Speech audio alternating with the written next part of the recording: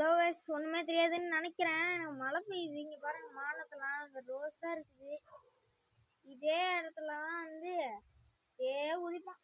அங்கே நாம இப்போ தேனியிலேருந்துன்னு பார்ப்போம். சன்னு பார்த்தீங்களா?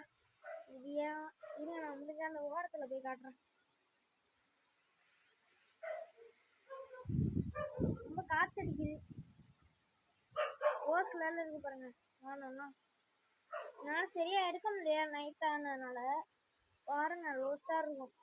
காலெலாம் வந்து இந்த சூரியன் பையன் லீவ் விடுற ஸ்கூலுக்கு அக்கா நான் அப்படின்னு உதிப்பான்.